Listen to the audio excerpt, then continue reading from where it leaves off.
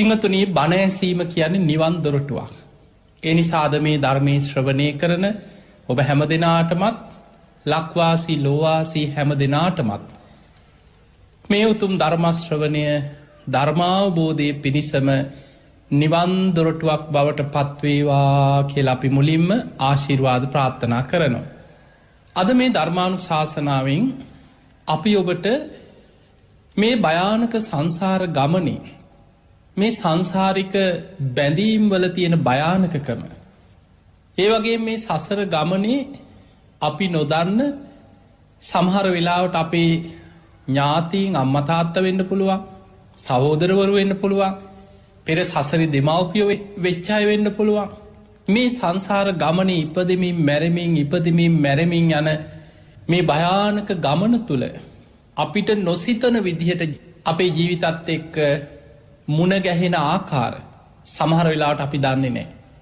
ගෙදරට සතෙක් විදිහට එන්න පුළුවන් සමහරලාවට වෙනත් බලවේගයක් විදිහට බැඳිලා ඉන්න පුළුවන් සමහර වෙලාවට ඔබ ආදරෙන් හදාගන්න කන්න බොන්න දීලා තියාගන්න සතා සංසාරික ඥාති සම්බන්ධයක් තුළ බැදිච්ච කෙනෙක් වෙන්න පුළුවන්. මේ එහෙම සංසාර ගමන පිංහතුනේ අපි කවුරුත් දන්නවා මේ බුද්ධ ශාසනයේ තතිය ශ්‍රාවකයන් වහන්සේ සැරියුත් මුගලන් දෙනමට අමතරව මේ බුද්ධ ශාසනය තුළ තතිය ශ්‍රාවකයන් වහන්සේ හැටියට හැඳින්නුවේ මහා කාශ්‍යප මහරහතන් වහන්සේ. උන්වහන්සේ දූතාංග ධාරී භික්‍ෂූන් වහන්සේලා අතරින් අග්‍රම කෙනා. බුදුරජාණන් වහන්සේ වගේම පෙනුමක් තිබුණා. උන්වහන්සේට මහාපුරුෂ ලක්ෂණ 7ක් තිබිලා තියෙනවා. ඔබ මම සරණ ගිය අපේ බුදුරජාණන් වහන්සේට මහාපුරුෂ ලක්ෂණ 32ක් පිහිටලා තිබුණා. මහා කාශ්‍යප මහරහතන් වහන්සේ ඈතින් වඩිද්දී සමහර අය රැවටිලා තියෙනවා අන්න බුදුරජාණන් වහන්සේ වඩිනවා. අන්න බුදුහාමුදුරුව වඩිනවා කියලා මහා කාශ්‍යප මහරහතන් වහන්සේගේ රූපයට පෙනුමට ඈතදී මිනිස්සු රැවටෙනවා. මේක දැනගත්ත මහා කාශ්‍යප මහරහතන් වහන්සේ බුදුරජාණන් වහන්සේ වැඩ ඉන්න නගරවල ඒ ප්‍රදේශවල උන්වහන්සේ වැඩිපුර වැඩ හිටියේ නෑ. මිනිස්සු අන්න බුදුහාමුදුරුව කියලා රැවටෙනකොට එක බුදුහාමුදුරන්ට ගෞරවයක් වෙන්න පුළුවන්. උන්වහන්සේ එහෙම හිතලා පිප්පලී ගුහාවේ මහා වනාන්තරවල දූතාංග සමාදන් වෙලා තනියම මහා කැලෑවල් වල ජීවිතේ බොහෝ කාලයක් වැඩ සිටියා. හැබැයි පිංහතුනේ බුදුරජාණන් වහන්සේ පිරිනිවන් පානවත් සමගම මේ ශාසනයේ වගකීම භාරගත්තේ මහා කාශ්‍යප මහරහතන් වහන්සේ. මොකද අපේ බුදුරජාණන් වහන්සේ පිරිනිවන් පාන්න වසරකට පෙරයි සාරිපුත්ත මහරහතන් වහන්සේ මුගලන් මහරහතන් වහන්සේ පිරිනිවන් පෑවේ. ඒකත් ධර්මතාවයක් හැටියට ධර්මයේ සඳහන් වෙනවා. හැම බුදු කෙනෙකුටම පෙර අගසව් දෙනම පිරිනිවන් පානවා. බුදුරජාණන් වහන්සේ පිරිනිවන් පෑවට පස්සේ ඊළඟට ශාසනයේ හිටියේ මහා කාශ්‍යප මහරහතන් වහන්සේ. උන්වහන්සේ තමයි ප්‍රථම ධර්ම සංගායනාවට මූලිකත්වය ගත්තේ. සංඝයා රැස් කරලා ධර්ම සංගායනා කරලා මේ ශාසනය අනාගත පැවැත්ම වෙනුවෙන් ශාසනික කටයුතුවලදී මූලිකත්වය දරාගෙන කටයුතු කරේ. මේ මහා කාශ්‍යප හාමුදුරුවෝ ගැන සඳහන් වෙන දේශන ගණනාවක එක තැනක උන්වහන්සේ නිරෝධ සමාපත්තියට සමවැදිලා. දින 7ක් නිරෝධ සමාපත්තියෙන් වැඩ සිටියට පස්සේ සමාපත්තියෙන් නැකිටලා මහරහතන් වහන්සේ නමක් පිණ්ඩපාතෙ වඩිද්දි. යම් කිසි කෙනෙක් තුන්සිත පහදවාගෙන දානි හැන්දක් හරි පූජාකරොත් ඒ දානි ආනිසංස ඒ මොහොතෙම පහළ වෙන. පිංහතුනි අපි දෙන දානාදී පින්කංවල ආනිසංස අපට සසරේ ලැබෙනවා. හැබැයි අපිට ඕන වෙලාවටවත් අපි හිතන වෙලාවටවත් අපි කැමති වෙලාවට නෙමේ. ඒ කර්මයට අනුව ඒ විපාක දෙන ස්වරූපයක් තියෙනවා. සමහර ඒවා මේ ජීවිතයෙන් මතු වෙලා විපාක දෙනවා දිට්ඨ ධම්ම වේදනයයි. සමහර කර්ම විපාක ඊළඟ ජීවිතේ විපාක දෙනවා උපපච්ච වේදනීය කර්ම. සමහර කර්ම තියෙනවා නිවන් දකින්නකන් සසරේ විපාක දිදී යනවා. දානේ කානිසංස බුදුහාඳුරෝ පෙන්නනවා සමහරලා සතෙකුට ආහාර ටිකක් දුන්නත් ආත්ම 100ක් පුරා ආයු වර්ණ සැප බල ප්‍රඥාදී විපාක සසරේ ලබන්න පුළුවන්. මේ දානවල ආනිසංස සමහර දානාදී පින්කං වල ආනිසංස මෙපමණයි කියලා සීමා කරන්න බෑ. හැබැයි පිංහතුනි ඒ මොහොතෙම දානයක් දීපු සැනින්ම විපාක ලැබෙනවනම් එවැනි දානයක් ගැනත් ධර්මයේ සඳහන් වෙනවා. ඒ තමයි නිරෝධ සමාපත්තියට සමවැදිලා. දින 7ක් පුරා කිසිම ආහාරයක් වළඳන් නැතුව සමාපත්ති සුවයෙන් වැඩ සිටිය ඒ උතුම් ආර්යයන් වහන්සේ නමකට උන්වහන්සේ සමාපත්තියෙන් නැකිටල පිණ්ඩපාතේ වඩිනකොට කවුරු හරි කෙනෙක් තුන්සිත පහදවාගෙන දානි හැන්දක් හරි පූජා කරොත් අන්නේකේ ආනිසංස ඒ මොහොතෙම ලැබෙනවා. මහා කාශ්‍යප මහරහතන් වහන්සේ සමාපත්තියෙන් නැකිටල කල්පනා කරා අදමන් දිලින්දෙකුට පිහිට වෙන්න ඕන. හසරන දුප්පත් කෙනෙකුට පිහිට වෙන්න ඕන. කාටද මං පිහිට වෙන්න. උන්වහන්සේ ඉරදි මත් උන්වහන්සේ දිවසිම් බැලුව කාටද අදමන් පිහිට වෙන්න. උන්වහන්සේගේ දිවසට යොමුණා වයස කම්ම කෙනෙක්. කුදු ගැහිලා හැරමිටියක් අරගෙන පාරක් ගානෙ තැටියක් අරගෙන හිඟමන යන බොහොම වයෝර්ධ අසර නම්ම කෙනෙක්. මේ මහා කාශ්‍යප මහරහතන් වහන්සේ පාත්තරය අරගෙන මේ අම්මව අරමුණු කරගෙන උන්වහන්සේ වනාන්තරයෙන් එලියට වැඩම කරලා පාරෙ වඩිනකොට සක්‍ර දෙවියන්ගේ දිව්‍යාංගනාවරු පිරිසක් ඒ වෙලාවේ කල්පනා කරා අනේ අපිට පින් කරගන්න අවස්ථාව දෙවියන්ට පේනවා දෙවියන් දකිනවා මහා කාශ්‍යප මහරහතන් වහන්සේ සමාපත්තියෙන් නැකිටල පිණ්ඩපාතේ වඩිනවා අපිට පුළුවන් වුණොත් දානි හැන්දක් හරි බෙදන්න අපිට තවත් පින් ලබන්න පුළුවන් අපිට මහා ආනිසංසයක් තව තවත් ලැබේ. ඒ වෙලාවෙ දිව්‍ය භෝජන අරගෙන දිව්‍යාංගනාව පිරිසක් අහසින් ඇවිල්ලා මිනිස් වෙස් මවාගෙන උන්වහන්සේ වඩිනකොට පාර දෙපස හිටිය දාන බෙදන්න කාගෙන්වත් දානි භාරගත්තෙන. උන්වහන්සේ පාත්‍රය අතින් වහගෙන දිව්‍යාංගනාවන්ට දානි බෙදන්න ලෑස් වෙනකොට උන්වහන්සේ පාත්‍රය අතින් වහගත්. වහගෙන මහා කාශ්‍යප මහරහතන් වහන්සේ කියනවා ඔය විදින දිවිය සැප සම්පත් මදි වෙලාද මේ දුප්පතෙක්ගේ පින උදුරගන්නාව කියලා. ඒ සැනින් ඒ අය නොපෙනී අතුරු දහන් වෙලා ගිය.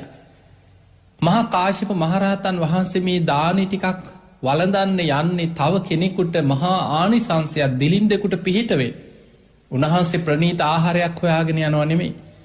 මෙහෙම යනකොට පේශකාර ගමක ඒ කාලේ මිනිස්සු ඔය රෙදි වියන මිනිස්සු හිටපු පේශකාර ගම්මානයක අර වයසක වයෝවෘ දම්මා තැටියක් කරගෙන පාරක් ගානි දවසම ගිහිල්ල එක ගෙදරකින් මේ අම්මට හම්බෙලා ලුණු නැති කැඳ ටිකක් එහෙමයි දේශනාව තියෙන්.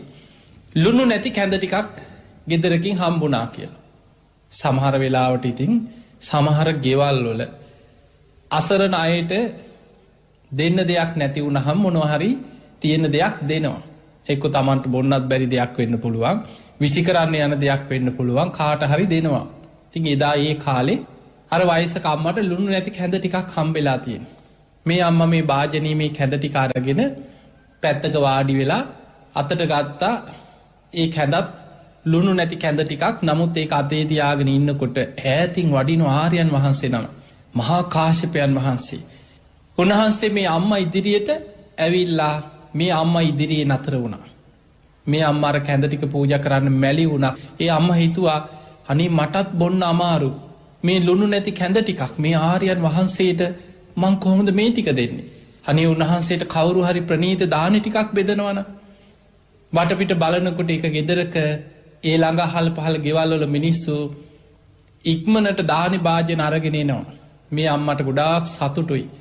තමන්ගේ කැඳටික පූජ කරන එකට නෙමෙයි. මේ කැඳටික මටත් බීගන්න බෑ මේ ආර්යයන් වහන්සේට හොඳ දානි ටිකක් හම්බෙනවන කියලා. හැබැයි මහා කාශ්‍යප මහරහතන් වහන්සේ කාගින්වත් දානි භාරගත්තින. බෙදන්න හදනකොටම පාත්තරය අතින් වහගත්තා. ඒ වෙලා මේ වයස කම්මට හිතුනා අනේ මේ ආර්යයන් වහන්සේ කාගෙන්වත් දානි ටිකක් භාරගන්න ඇත්තේ. මට පිහිට වෙන්න වෙන්න ඇති. මට අනුකම්පා කරලා වෙන්න ඇති. අර ලුණු නැති කැඳටි අරගෙන උන්වහන්සේ ළඟට ගිහිල්ලා බොහෝම වයසක කුදු ගැහිච්ච වයෝර් දම්ම කෙනෙ. මේ අම්මා හිඟමනය යන අසර නම්ම කෙනෙ. අර තැටිය පෙන්නල කිව ස්වාමීනී අද දවසෙම පාරක් ගානි ඇවිදලා මෙන්න මේ කැඳ ටික විතරයික මට හම්බුනේ. ඔබහන්සේ කැමතිනම් මං මේ ටික බෙදන්නක් කියවා. මහා කාශ්‍යප මහරහතන් වහන්සේ පාත්තරී විවෘත කරා. අර අම්මා තමන්ගේ තැටිය තිබිච්ච තමන්ට හම්බෙච්ච කැඳ ටික පාත්තරයට බෙදවා. පාත්තරයට කැඳ ටික බෙදුවට පස්සේ දනගහල අමාරුවෙන් වඳිනකොට මහා කාශ්‍යප මහරහතන් වහන්සේ කියනවා මෑණියනි ඔබ මීට ආත්ම 3කට පෙර මගේ අම්මා කීවා. ඔන්න බලන්න සංසාරේ හැටි. මහා කාශ්‍යප මහරහතන් වහන්සේගේ ආත්ම 3කට කලින් එදා අම්මා වෙච්ච කෙනයි. ආත්ම 3කට පස්සේ පාරක හිඟමනේ යන තැටියක් අරගෙන සමහරට ගෙවල් වල ඒ ආත්මේ දරුවෝ පාරට දාලා වෙන්න පුළුවන්. ගෙදරින් එලවලා වෙන්නත් පුළුවන්. අන්ත අසරණ වෙලා පාරක් ගාන හිඟමනේ යන අම්මා කෙනෙක් එදා. හැබැයි ඒ අම්මගේ ආත්ම 3කට කලින් එදා පුතා වෙච්ච කෙනා මේ බුද්ධ ශාසනයේ තතිය ශ්‍රාවකයන් වහන්සේ. දූතාංග ධාරීන්ගෙන් අග්‍රයි. දෙව් මිනිසුන්ගෙන් වන්දනා ලබමින් එදා මහා කාශ්‍යප මහරහතන් වහන්සේ වඩිනවා. ඒ නගරෙම පාරක ආත්ම 3කට කලින් අම්මා වෙච්ච කෙනා තැටියක් අරගෙන පාරේ හිඟමන යනවා. මේ සංසාර ගමනේ තියෙන ස්වභාවය. ඊළඟට පින්වතුනි බුද්ධ දේශනා අතර අපිට මුණ ගැහෙනවා සාරිපුත්ත මහරහතන් වහන්සේගේ ආත්ම 5කට පෙර එදා අම්මා වෙච්ච කෙනා ප්‍රේතියක් වෙලා ඇට සැකිල්ලක් වගේ මුළු ඇඟේම මස් කඩා හැලෙන ප්‍රේතියක් සාරිපුත්ත හාමුදුරුවන්ගෙන් පෙනී ඉඳලා පින් ඉල්ලපු අවස්ථාවක් පේතවත්තුවේ බුද්ධ දේශනා අතර මුණ ගැහෙනවා. පේතවත්තුව කියලා කියන්නේ මනුස්ස ජීවිතය අකුසල් කරලා ප්‍රේත ලෝක ඉපදිච්ච ප්‍රේතයන්ගේ ජීවිත කතා.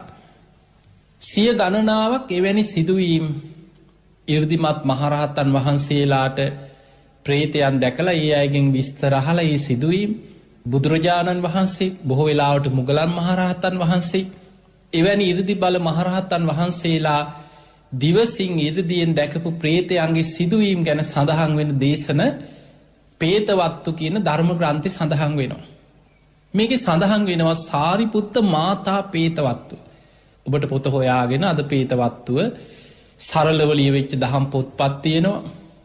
ඒ තුලින් ඔබට කියවන්න පුළුවන්. සාරිපුත්ත මාතා පේතවත්තුව කියලා තියෙන.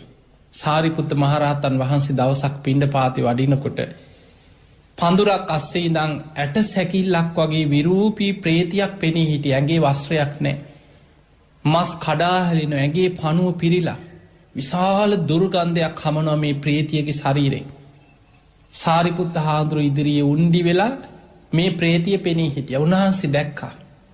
හැබැයි උන්වහන්සේ දකින්නවත් එක්කම උන්වහන්සේ කල්පනා කරා මෙහෙමත් අකුසල් කරලා අකුසල විපාක ගෙවන අය ඉන්නවනේ කියලා උන්වහන්සේ මධ්‍යස්ථ හිතකින් මේ දිහා බැලලා උන්වහන්සේ පාත්තරය අරගෙන ඉදිරියට වඩිනවා. පියවර කීපයක් යන්න ඇරලා මේ ප්‍රේතිය කියනවා අනේ ස්වාමීනි අහක බලන් යන්න එපා. මම ඔබ වහන්සේගේ ආත්ම 5කට පෙර අම්මා කීවා. සාරිපුත්ත හාමුදුරුවෝ නතර වෙලා බැලුවා මේ ප්‍රේතිය කියන්නේ ඇත්තද? උන්වහන්සේ දිවසින් බැලුවා. ඇත්ත. ආත්ම 5කට පෙර උන්වහන්සේගේ අම්මයි.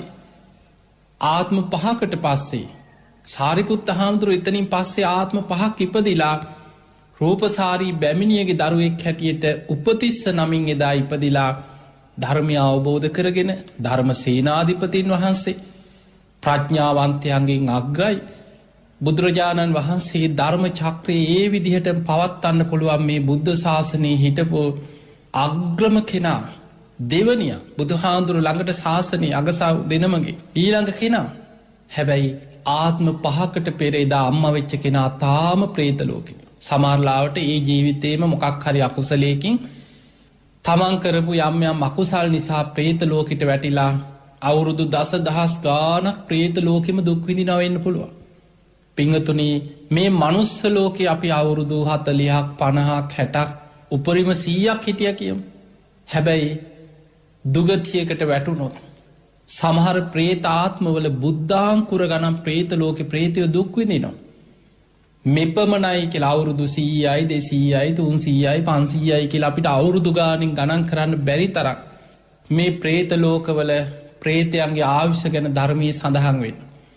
කල්ප 92කට පෙර රැස්කරගත් අකුසල් වලින් අපායි දුක්විඳලා බුද්ධාංකුර 4ක්ම ප්‍රේත අපාය හිටපු ප්‍රේත පිරිසක් ගැන ධර්මයේ සඳහන් වෙනවා තිරෝ කුඩ්ඩ කියන සූත්‍ර දේශනාව. බුද්ධාංකුර 4ක් කකුසඳ බුදුහාඳුරන්ගේ කාලෙත් ප්‍රේත ලෝකේ. කෝණාගමන බුදුහාඳුර පහළ වෙන කාලෙත් මේ පිරිස ප්‍රේත ලෝකේ. කාශ්‍යප බුදුහාඳුරන්ගේ කාලෙත් ප්‍රේතයෝ පිරිසක්. ඒ ආත්මෙම දුක් විඳිනවා. ගෞතම බුදුරජාණන් වහන්සේගේ කාලේ අන්තං බිම්බිසාර රජ්ජුරුවෝ සංසාර ඥාති සම්බන්ධයක් මත වේළුවනාරාමේ හදලා පූජා කරපු වෙලාවේ මුලින් පින මගහැරුණා. අවසාන මේ ප්‍රේතයෝ නොයෙක් විදිහට කරදර බාධා ඇති කරන්න ගත්තා. පින් ඉල්ලන්න බුදුරජාණන් වහන්සේගෙන් බිම්බිසාර රජ්ජුරුවෝ මේ කාරණේ විමසපු වෙලාවේ බුදුරජාණන් වහන්සේ දිවසින් බලලා කිව්වා රජතුමනි ඔය මාලිගාවේ ශබ්ද ඇති කරන්නේ දොරවල් හොල්ලනවා අඩි සද්ද ඇහෙනවා පින් අපේක්ෂාවෙන් ඉන්න කල්ප 92කට පෙර ඥාති සම්බන්ධතා ඇති ප්‍රේත පිරිසක් ඒ අය ගැන අනුකම්පාවෙන් දානයක් දීලා පින් දෙන්න කියෝ. රජ්ජුරුවෝ දින 7ක් පුරා බුද්ධ ප්‍රමුඛ සංඝයාට මහා දන් වැටක් පවත්වලා ඒ පින් අනුමෝදන් කරා කියලා සඳහන් වෙනවා. ඒ ප්‍රේත පිරිස ඒ ආත්මෙන් අත මිදුණා. එතකොට අපිට පේනවා මේ සංසාරේ දුගතියකට ප්‍රේත ලෝකයකට වැටුනොත් කොච්චර කාලේ අවුරුදු 100,000 ගණන. දැන් ඔබ හිතන්න අපි මේ තුලින් තේරුම් ගන්න ඕන දෙයක් තමයි මිය පරලොවගේ ඥාතීන්ට අපි පින් දෙනවා. ඒ පින් දුන්නා කියලා අපිට ඒ ඥාතිය හැමදාම මේ ලෝකෙ සුවපත් කරලා තියන්න බෑ. ඒ පිනේ විපාක අවසන් වෙනවා සමගම ආයෙමත් පෙර තිබිච්ච තැනටම ඒ විඳපු දුක ආයෙත් මතුවෙලා ආයෙත් සාපිපාසා දැනෙනවා. ආයෙත් දුක දැනෙනවා. පිනට අනුව පහළ වෙච්ච වස්ත්‍ර විමාන ඔක්කොම පින ගෙවෙනකොට අතුරුදහන් වෙලා යනවා. අපිට ඕන විදිහට පින් අනුමෝදන් කරලා ආත්මෙන් අතමුදවන්න බෑ. මොකද බොහෝ දෙනෙකුට තියෙන ප්‍රශ්නෝය. සමහරු තමන්ගේ මිය පරලොවගේ ඥාතීන් ගැන හරි යම් යම් විදියට හිතනවා අනේ අපිට පින් අනුමෝදන් කළා ඒ අයව සුගතියකට යවන්න පුළුවන් නම් ඒ ආත්මෙන් අපිට අතමුදවන්න පුළුවන් නම් එයාව හොඳ තැනකට යවන්න පුළුවන් නම් පින්වතුනි තමන් වපුරපු දේවල් තමන් දායාද කරගෙන යන සංසාර ගමනක් මේ. අපිට ඕන විදිහට තව කෙනෙක්ගේ කර්මය වෙනස් කරලා තව අපි කැමති වෙන විදිහට තව කෙනෙක් යවන්න පුළුවන්කමක් නෑ. හැබැයි අපි පින් අනුමෝදන් කරනකොට තාවකාලිකව ඒ ආත්මය තුළ ඒ පිනෙන් අපිට යාව සැපවත් කරන්න පුළුවන්. හැබැයි ඒත් එයා පින් ගන්න කැමති නම් විතරයි. ඒක මේ වගේ නිකන් සරල ඔබ හිතන් අසරණ මිනිස්සෙක් ඉන්නවා. බොහොම දුප්පත් අසරණ මිනිස්සෙක් කියලා හිතන එදා වේලවත් කන්න නැති බොහොම දුකසේ ඉන්න අසරණ මිනිස්සෙක් ඉන්නවා.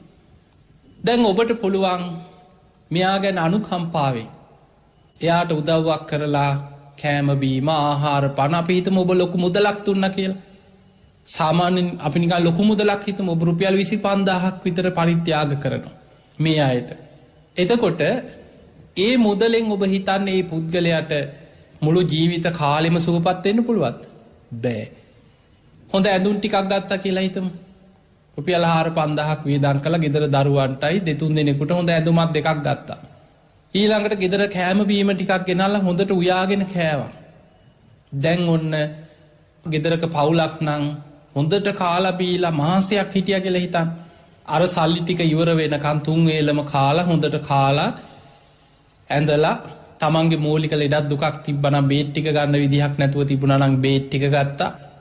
එතකොට මේ විදිහට ගෙදර තියෙන මොනවා හරි අර මූලික ප්‍රශ්න ටික විසඳගෙන අර මුදල අවසන් වෙනකල් ඒ ප්‍රශ්න පීඩාවලින් මිදිලා ටික දවසක් ඉන්න පුළුවන්. මාසයක් විතර හොඳට ඉදී. අර සල්ලි නැති වෙනකොට ආයිත් පෙර තිබ්බ තැනට වැටෙනවා. ආයිත් කුසගින්න දැනෙනවා. ආයිත් ලෙඩ රෝගවලට බෙහෙතක් ගන්න විදිහක් නැතුව ආයිත් අසරණ වෙනවා. ඒක තමයි ජීවිතයේ ස්වභාවය. ඒ වගේ තමයි අපි පින් දහම් කරලා අපේ මිය පරලොවගේ ඥාතීන් සිහිපත් කරලා අපි පින් දෙනවා. අපි හිතමු ඔබ ඔබේ මියගේ ඥාතියෙක් වෙනුවෙන් ලොකු පින්කමක් කරලා සාංඝික දානයක් දීලා ගෙදර ලොකු පින්කමක් කරලා ඒ පින අනුමෝදන් කරනවා. ඒ පිනේ විපාක ඒ ඥාතිය අනුමෝදන් වෙන්න කැමති නම් සමහර ප්‍රේතයෝ ඉන්නවා පින් ගන්න කැමති නෑ. දැන් අපි හිතමු අර අසරණ මිනිස්සයාට සල්ලි දෙන්න යනකොට සමහරව ඉන්නවනේ කොච්චර දුප්පත් වුණත් දිලිඳු වුණත් සමහර අය හරි මාන්නක්කාරයි. කන්න නැතුව මැරුණත් අනුන්ගෙන් ඕන්නෑ. අන්න එහෙම හිතන ඇත් ඉන්නවා. අපේ ප්‍රශ්න අපි විසඳ ගන්න. උඹලගේ සල්ලි අපිට ඕන්නෑ. කන්න නැතුව මැරලා වැටුනත් අපි අනුන්ගෙන් අතපාන්නෑ. එතකොට ඒ වගේ හිතාගෙන හිටපු කෙනෙක් නම් කවුරු හරි සල්ලි දෙන්න ලෑස්තිනු නෑ අපිට එපා කියනවා. අන්න ඒ වගේ ප්‍රේතයෝ වුණත් ඉන්නවා පින්ගන්න කැමති නෑ. එහෙම වෙන්න එක හේතුවක් තිනවා. පින්ගන්න කැමති නැති ජීවත් වෙලා ඉන්න ඇද්දි. පිනට ගරහා කරලා. කවුරු හරි කරන පින්කං කඩාකප්පල් කරලා. අනුන්ගේ පින්කංවලට අකුල් හෙලලා. එවැනි අකුසල් කරගත් අය ධර්මයේ සඳහන් වෙනවා ප්‍රේත ආත්මවල ඉපදුනත් උපදින්නේ පින්ගන්න බැරි ප්‍රේත කොට්ටාසවල. පිංහතුනේ බුද්ධ දේශනාවල ප්‍රේත කණ්ඩායන් ගණනාවක් ප්‍රේතාත්ම කුප්පි පාසිත පාන්සු පිසාච කුණු පාස ගූත කාදක කියලයින අසූචි ආහාර කරගන්න ප්‍රේතයෝ. එතකොට නිජ්‍යාම තන්හික කියලා ප්‍රේත කොටස් ඉන්නවා. මේ වගේ ප්‍රේත කොටස් ගණනාවක් ගැන ධර්මී සඳහන් වෙනවා. ඔය අතර පින්ගන්න පුළුවන් පරදත්වූප ප්‍රේත කොට්ටාසික හරි උපදින්නේ ඒකත් එතනත් පෙර පින්ටිකක් හරි තියෙන්න ඕනෑ අනුන්ගේ පින්කං කඩාකප්පල් කරලා නැති. පින්කං වලට ගරහා කරලා නැති. කෙනෙක් කරන පිනක් දිහා තමන් පින් කරන්න ලෝභ වුණත් අනේ හොඳයි කියලා හිතෙන් හරි හිතලා. අන්නේ වැනි අය තමයි ප්‍රේත ලෝකවල අනුන්ගේ පිනක් හරි ගන්න පුළුවන් පින් අනුමෝදන් වෙන්න පුළුවන් තැනක හරි උපදී. දැන් අපි පින්කං කරලා පින් දෙනවා. අනේ අපේ ඥාතිය අසවල් කෙනා මේ පින් අරගෙන පරලෝ ජීවිතයේ සැපවත් ඒවා සුවපත් ඒවා සංසාර දුකින් අතමිදේවා කියලා අපි පින් දෙනවා. එතකොට ඒ අය ඒ පින සාදු සාදු කියලා අනුමෝදන් වෙනවා. කොහේ හිටියත් ආයි මේ එතනටම ඇවිල්ලා ළඟට ඇවිල්ලා එතනින් අරගෙන යනවා නෙමෙයි. කොහේ හිටියත් අපි හිතෙන් අරමුණු කරනකොට ඒ අයට ඒ පින් ගන්න පුළුවන් අරමුණු වෙනවා. මං වෙනුවෙන් කරන පින්කමක් කියලා සතුටෙන් ඒ අය පින් අනුමෝදන් වෙනකොට අන්නේ පිනේ තියෙන ප්‍රබල භාවය මත කුසගින්න හිටියනං ආහාරපාන පහළ වෙනවා. වස්ත්‍ර නැතුව හිටපු ප්‍රේත කොට්ටාසයකන වස්ත්‍ර පහළ වෙනවා. විමාන පහළ වෙනවා. පැම් පොකුණු පහළ වෙනවා. සා පිපාසා සංසි දෙනවා. හැබැයි අර පිනේ විපාක තියෙන තාක් කල් විතරයි. සමහර වෙලාවට මාසයක් මාස දෙකක් මාස 3-4ක් අවුරුද්දක් වෙන්න පුළුවන් පිනේ ප්‍රබලතාවේ මත බොහෝ සැපසේ අර ප්‍රේතාත්ම ඉන්නවා. සමහරු පින් අනුමෝදන් වෙන ප්‍රේතයෝ දෙවිවරු වගේ සැපවිඳිනවා බලවත් පින් අනුමෝදන් වෙන ප්‍රේත කොට්ටාස. හැබැයි අර පින ගෙවිලා අවසන් වෙනකොට පිනේ විපාක අවසන් වෙනකොට ආයෙමත් අර වස්්‍ර අතුරු දහන් වෙලා යනවා. ආහාර පාන අවසන් වෙනවා. ආයම සාපිපාසාව දුක දැනෙන්න පටන්ගන්න. පිංහතුනේ ඒ නිසාය මිය පරලවගේ ඥාතීන් වෙනුවෙන් එදා පින්කං කරන්න ඔය ඇති කියල හිතන්න එපා. ඔබට පුළුවන් හැම වෙලායිම ඔවුන් සිහිපත් කරලා පුළුවන් උපරිමෙන් පින්කං කරන්න. මොකද ඔබේ මිය පරලවගේ ඥාතීන්ට ඔබ ඉන්නකන් තමයි ඔය පින්කං කෙරෙන්නේ. පරම්පරා 2-3ක් යනකොට ඒ අය සිහි කරන්නවත් කෙනෙක් නැති වෙනවා.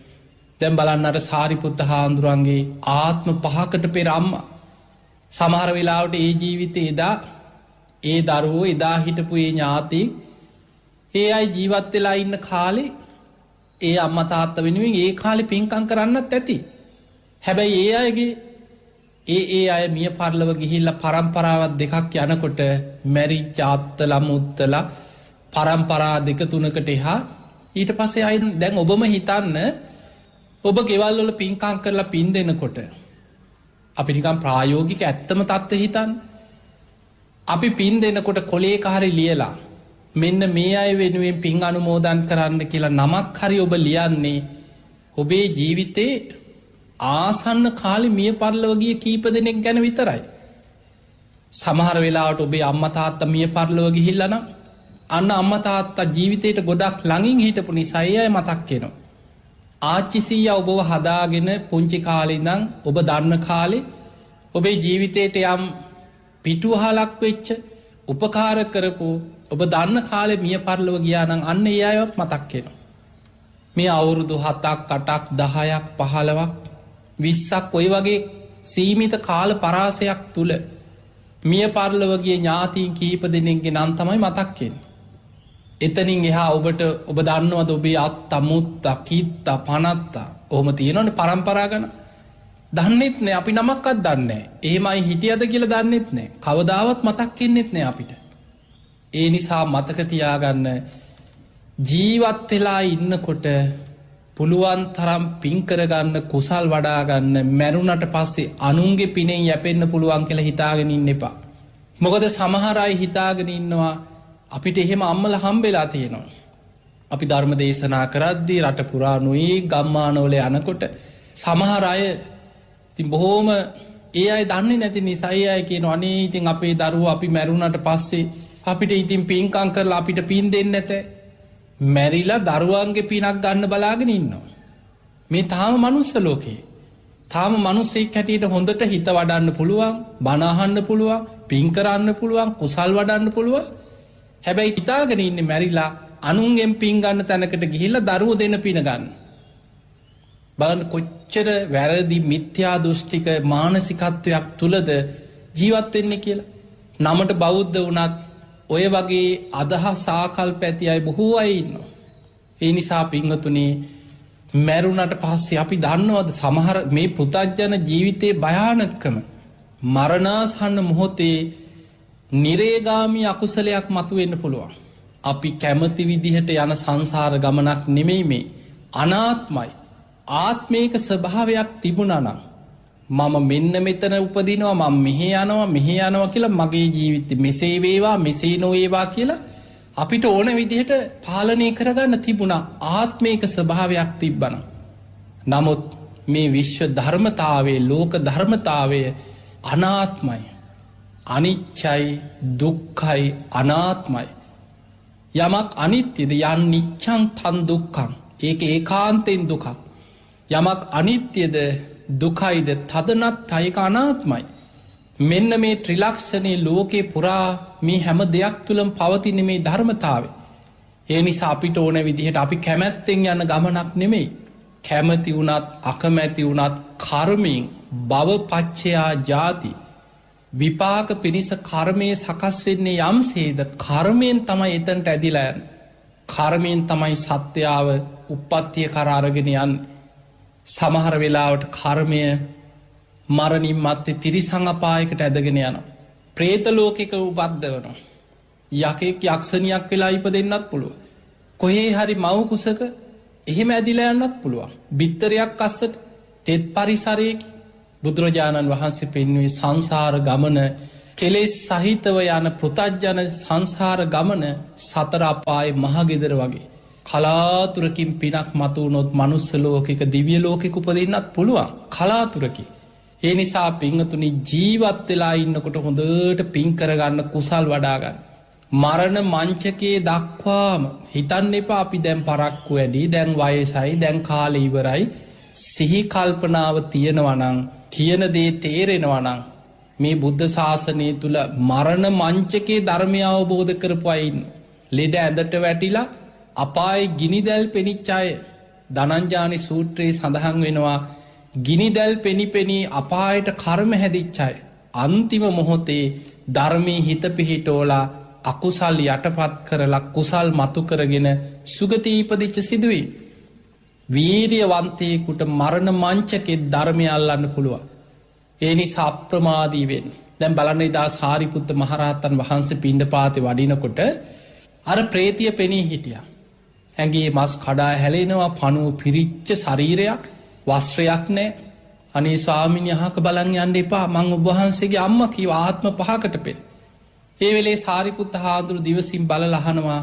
ප්‍රේතිය ඔබ මොනවද මගෙන් බලාපොරොත්තු වෙන්නේ ඒ වෙලේ කිව්වා අනේ ස්වාමීනි මං සා පිපාසයි මගේ ඇඟම දනවා කිසිම ආහාරයක් කුසගින්න නිවා ගන්න බෑ කිව්වා ඒ වෙලේ ඔබ බලන්න මේ සාරිපුත්ත මාතා පේතවත්වයේ තියෙනවා මේ ප්‍රේතිය කුසගින්න නිවා ගන්න ආහාර හොයාගෙන ගියේ මොනවද කියලා ආහාර විස්තරයක් තියෙනවා සාරිපුත්ත හාමුදුරුවෝ අහනවා ප්‍රේතිය නුඹ මොනවද ආහාර හැටියට කුසගින්න නිවා ගන්න ස්වාමීනි මිනි කුණු වෙලා යනකොට ගලන ඕජාව අපි උරා බොනවා කියන මේ මිනිස්සු වගේ කනවා බොනවා නෙමෙයි ප්‍රේතයෝ කියන්නේ සියුම් ශරීර තියෙන ඕන් ආග්‍රහණය කරලා ඒවා උරා බොනවා කියන කුසගින්න නිවා ගන්න කාන්තාවන්ගේ පිරිමින්ගේ ශරීර වලින් ගලන අසූචි වර්ග දහඩිය මුත්‍රා අසූචි ඒවා ආග්‍රහණය කරනවා කියන කුසගින්න නිවා ගන්න ඊළඟට සෙම් සොටු කෙල අපි මේවා උරාබොනවා කියනවා කුසගින්න නිවාගන්න. ඒ ස්වාවිනි කුසගින්න නිවෙන්න ෑකෙන. මිනී පිච්චෙනකොට උතුරලායන උරුණු තෙල් අපි ආග්‍රහණය කරනවා. තැන් ඔබට හිතෙන පුළුවන් මේ වගේ ජරාව මේවා ඉතින් ඔය හොඳ දේවල් ඕන තරන් තියෙන්නේ කියලා. නමුත් පින්වතුනි කර්මය කියන්නේ ඒක තමයි. අකුසල විපාකයකට වෙන කිසිම දේකට කුසපිරෙන් නැත්නම්.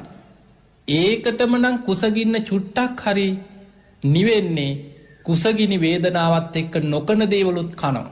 ඔබ බලන්න මේ ලෝකෙ මිනිස්සු බඩකින්න ඉන්න මිනිස්සු ඔබට කන්න තියෙනකොට මට මේක එපා මං ඕව කන්නේ ඕකට කැමති නෑ කියලා ඔබ මොනවිදිහ නීතිදාගෙන හිටියත් කන්න නැති මිනිස් කුණු බාකිවල තියෙන පිළුණු වෙච්චේව කන ඔබ ඇස් දෙකින් දැකල ඇති. කානුවේ තියෙන කුණුවෙච්ච කෑම සමහර පාන්කෑලි අපි දැකලා තියෙනවා.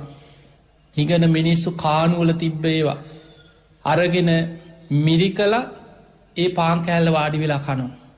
පිළිණු වෙච්චේවා කනු. කුසගිනි වේදනාව වෙනකොට නොකන දේවලුත් කනු. සමහර සත්තුන්ට කුසගිනි වේදනායනකොට දැම් බලන්න ඔබට අපිරිය වුණට ඌරට අසූචි කොහොමද. සුදහභෝජනය වගේ දිවිය භෝජනයක් හම්බුණා වගේ. මනුස්ස ලෝක මිනිස්සුත් ඔබ අහල ඇති කන්න නැති වෙනකොට අපේ රටේ පවා ඔබහල ඇති බැමිනිතියා සාය වගේ මහා සාගත කාල ඇතිවෙච්ච කාලෙ මිනිස්සු මිනී මස් හිදන් කෑව කියලා. කන්න නැතිවෙනකොට නොකන දේවලුත් කනව. ඊළඟට අතීතයොයි දෙවනි ලෝක යුද්ධේ මහා යුද්ධ කාලවල නක්සි කඳවුරුවල මිනිස්සු හිර කරලා කන්න නොදී තියලා තියෙනකොට අසූචිටික හරි තමන්ගේම අසූචිටික හරි කනව කුසගින්න නිවාගන්න. මේ වගේ සිදුවෙන් ඔබ ලෝකෙ දිහා බලනකොට ඕන තරම් හොයාගන්න පුළුවන්. බඩකින්න වැඩි වෙනකොට අසරණ වෙනකොට මිනිස්සුත් ඒ තැනට වැටෙනවා නං සාපිපාසාාවෙන් ඇඟ පිච්චෙනකොට දැවෙනකොට ප්‍රේතයෝ අමනුස්්‍යයෝ එවැනි පිළිකුල් දෙයක් හරි ආග්‍රහණය කරලා කුසගින්න නිවාගන්න හදනවා කියන එක ඒ හැටි දෙයක් නෙමේ. සාරිපුත්ත හාමුදුරුවන්ට අනුකම්පාවක් ඇති වුණා. උන්වහන්සේ ඒ වෙලාවේදා පිණ්ඩ පාති වැඩම කරලා වෙන දනන් තමන්ට දානටික ලැබුණ හම පිණ්ඩ පාති කරන එක නවත්තල දානටික වලඳනවා. උන්වහන්සේදා පාත්තරයේ පිරෙන්නම පිණ්ඩ පාති කරා. පිණ්ඩ පාති ටික ලැබුණට පස්සේ ඉරාවරට යන්න කලින් ඉක්මනටම ආරාමිකට වැඩම කරලා ඒ ආරාමි වැඩහිටිය ස්වාමීන් වහන්සේලා කීප නමකට කතා කරා ආයුෂ්මතුනී ඔබහන්සේලා පාත්තර අරගෙන දාන ශාලාවට වඩින්. අද මං ඔබහන්සේලාට දානයක් පූජා කරගන්නවා. තමන් පිණ්ඩ පාති කරගත්ත තමන්ගේ දානි කොටස ඒ ආරාමි වැඩහිටිය ස්වාමීන් වහන්සේලා පිරිසකට තමන්ගේ පාත්තරෙන් අරගෙන උන්වහන්සේලාට බෙදලා දානි හැටියට පූජා කරා. සාරිපුත්ත හාන්දුරු තමන්ගේ පිණ්ඩ පාති දානය සංඝයාට දන්දීලා ඒ පින අනුමෝදන් කරා මීට ආත්ම 5කට පෙර මගේ අම්ම වෙලා. තාමත් ප්‍රේතලෝකයේ දුක්විදින මේ ප්‍රේතිය මේ පින් අනුමෝදං වෙලා සුවපත්වේවා සැපුවත්වේවා සාපිපාසා සංසිදේවා කියල සාරිපුත්ත හාන්දුරු පින්දුන්න. අර ප්‍රේතිය මේ පින් අනුමෝදං වෙනවා සමගම ආහාරපාන පහළ වුණා. වස්ත්‍ර පහළ වුණා. පැම් පොකුණු පහළ වුණා. විමානයක් පහළ වුණා කියන. ආයි දවසකට පස්සේ දවස් කීපයකට පස්සේ සාරිපුත්ත මහරහතන් වහන්සේ වඩිනකොට දිව්‍යාංගනාවක් වගේ ලස්සනට කෙනෙක් පෙනී හිටිය. සාරිපුත්ත හාන්දුරු ඒ දෙසත් බලලා උන්වහන්සේ පාඩුවේ උපේක්ෂාවෙන් මධ්‍යස්ථ හිතකින් උන්වහන්සේ වඩිනවා. වඩිනකොට කිනව සාමීනී අහක බලං යන්න එපා. එදා ඔබවහන්සේ අනුකම්පාවෙන් පින් අනුමෝදං කරපු ප්‍රේතිය මමයි. ඔබහන්සේට බොහෝ පින් අයිති වෙනවා. ඔබහන්සේගේ පින් අනුමෝදං වෙලා මමාද මේ විදිහට සැපවත් වනා සාපිපාසා සංසිදුනා ආහාර පහළ වුණා. සාරිපුත්ත හාන්දුරු ඉදිරියේ පෙනීඉඳල මේ කාරණය කිව්වා. හැබැයි පින්වතුනි සාරිපුත්ත හාන්දුරන්ට ඒ ආත්මෙන් අතමුදුවන්න බෑ. තව තැනක සඳහන් වෙන ඔය වගේම ප්‍රේතියක් පින් අනුමෝදන් වෙලා ඊට පස්සෙකින් වනේ ස්වාමීනි තව අවුරුදු 5කින් මං මේ ආත්මෙන් චුත වෙලා මන් නිරේ උපදිනවා. ඒ අපායි විදින දුක මට පේනවා කිය. එතකොට ඒක වලක්වන්න බෑ තමන් රැස්කරගත්ත කර්මයෙන් තමන් ඊළඟට යන තැන ඒ අමනුස්්‍යයන්ට පේනවා. දැන් ඒවත් පහළ වෙන්නේ විඳවන්න. දැන් ඔබ හිතන්න එල්ලුම් ගහට නියවෙච්ච මනුස්සේ. දින ලංවෙන්නකොට දවසින් දවස ඒ ළඟට එනකොට කී වතාවක් නොමැරි මැරෙනවාද. මොන තරම් මරණ බයකින්ද ගෙවෙන හැම දවසක් මොහොතක් පැයක් රැයක් දවාලක්ම ගෙවෙන්නේ. ඒ වගේ සමහර ප්‍රේතයෝ ප්‍රේතාත්මි දුක්විඳිනවා. ඔවුන් දකිනවා තව අවුරුදු කීපයකින් තව මෙච්චර කාලෙකින් තමන්ගේ ආත්මින් චුත වෙලා ඊළඟට උපදින්න නිරේ කියල දකිනවා. ඒ නිරේ තුළ නිරිසත්තු විඳින දුකත් තමන්ට පේනවා. ඒ අර කර්මය විඳවන්න අකුසල විපාක ගෙවන්නේ විදිහට. ඒ නිසා තම තමන් රැස්කරගත්ත කර්ම දායාද කරගෙන තම තමන් සංසාරය යන ගමන. තැන් බලන්න පිංහතුන මේ සිදුවීම් දෙක අද මේ ධර්මාණු ශාසනාවට මාතෘකා කරගත්ත මේ දේශනාව අතර ඔබට මහරහතන් වහන්සේලා දෙනමකගේ තමන්ගේ සංසාරයේ සාරිපුත්ත හාන්දුරන්ගේ ආත්ම පහකට පෙරම්ම ප්‍රේතියක් වෙලා දුක්විඳපු සිදුවීම්. ඒ වගේ මේ බුද්ධ ශාසනයේ තතිය ශ්‍රාවකයන් වහන්සේ වෙච්ච මහාකාශිප මහරහතන් වහන්සේගේ ආත්ම තුනකට කලින් අම්ම. ඒ නගරෙම දුක්විඳමින් කුදු ගැහිච්ච වයසට ගිහිල්ලා හිඟමනය යන තැටියක් කරගෙන හිඟමනය යන වයස කම්ම කෙනෙ. මේ සංසාර ජීවිතවල සසරේ සිදුවීම් වලින් අපිට පේනවා කර්මය කියලා කියන මහා පුදුම අපේ පවුලේ 10 දෙනෙක් යන්නේ 10 ආකාරයකට යන ගමන. අප හිතමු අපේ පවුලේ 10 දෙනාම ආයි ඊළඟ ජීවිතෙත් ඒ විදිහටම උපදින්නේ.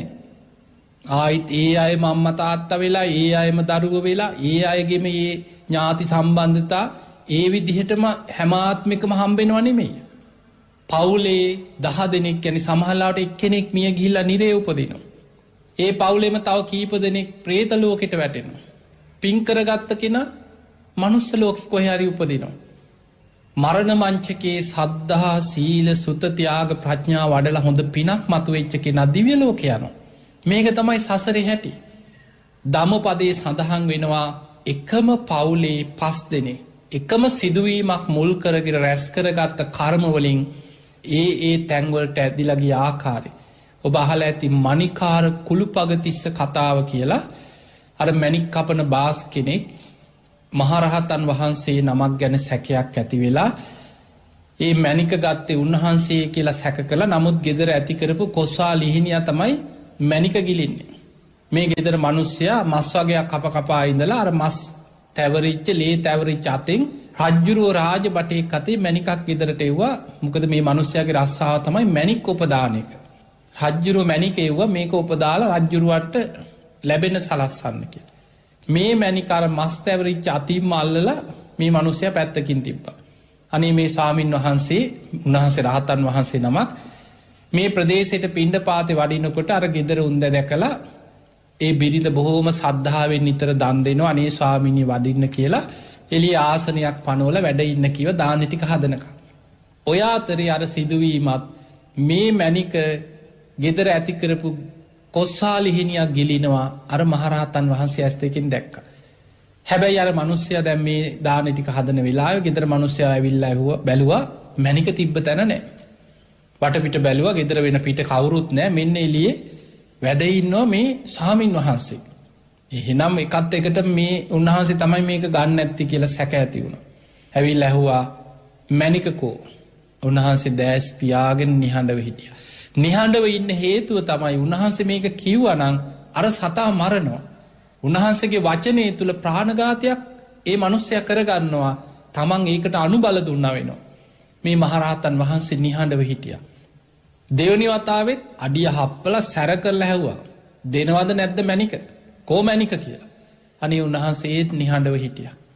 තුන්වෙනි පාර දත් මිටි කාලා හිටපන්කෝ මං මැණික මන් දන්නවා ගන්න හැටි කියලා. ගෙට ගිහිල්ලා කඹයක් අරගෙන ඇවිල්ලා උන්වහන්සේගේ හිස වටේ කඹේ වෙලලා තද කරලා කීවා කියනවද නැද්ද කෝ මැණික කීවා. මන් දන්නවා අහගන්න හැටි කියලා. අර කඹේට ඔළුව හිර කරලා තද කරනකොට උන්වහන්සේ අනිත්‍ය සිහි කරගෙන ධර්මයේ මෙනෙහි කරගෙන උන්වහන්සේ රහතන් වහන්සේ නම.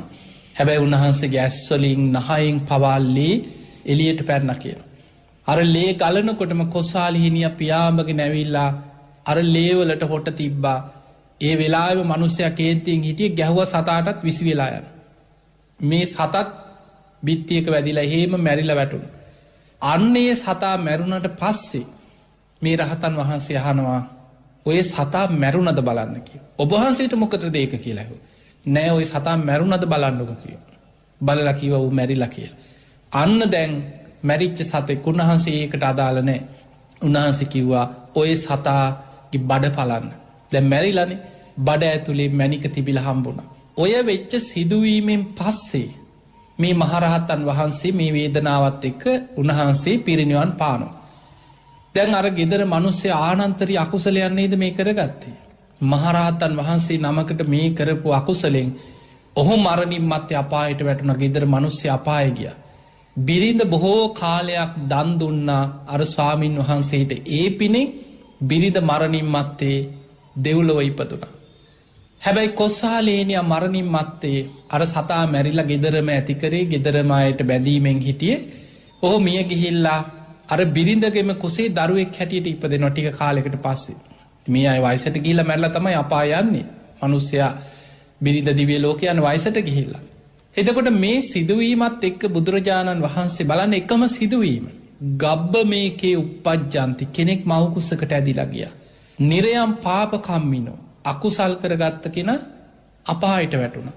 සග්ගන් සුගතිනෝ යන්ති පින් කරගත්ත කෙනා සුගතියේ ගියා. පරිනිබ්බන්ති අනාසවන් රහතන් වහන්සේ පිරිනිවන් පෑව. එකම සිදුවීම වුණාට ඒ අය කර්ම රැස් කරගත් ආකාරය අනුව ඒ විදිහට සංසාරේ එක එක පැතිවලට ඇදිලා යනවා. ඒ නිසා පින්වතුනි පුළුවන් තරම් අප්‍රමාදීව පින් කරගන්න කුසල් වඩාගන්න මේ එවැනි සංසාර ගමන. අපේ පවුලේ 10 දෙනෙක් කියන්නේ 10 ආකාරයකට සසර යන ගමන. අප්‍රමාදීවෙන් අපිට කාවත් අපිට ඕන විදිහට සසරේ අරගෙන යන්න බෑ. අපේ ජීවිතේවත් අපට එහෙම ගෙනියන්න බෑ. හැබැයි ධර්මය අවබෝධ කරගත්ත කෙනා අන්න සතර අපායේ මිදිච්ච කෙනා අන්න හරි මාර්ගයට වැටිච්ච කෙනා ඒ ධර්මයෙන් එයාව නිවැරදි මාර්ගය තුල නිවන කරා අරගෙන යනවා. ඒක පුළුවන් ආර්ය අෂ්ටාංගික මාර්ගයට පැමිණිච්ච කෙනාට ඒ මාර්ගය තුල නිවැරදි විදිහට නිවන කරා අරගෙන යන්න පුළුවන්. ඉතින් එහෙමනම් ඔබ හැම දෙනාටම මේ ලැබිච්ච මනුස්ස ජීවිතය අවසන් වෙන්න පෙර සද්ධාදී ගුණ ධර්ම දියුණු කරගෙන උතුම් වූ ධර්මීම අවබෝධ කරගන්න වාසනාවම ලැබේවා ලැබේවා ලැබේවා කියලා අපි ආශිර්වාද ප්‍රාර්ථනා කරනවා.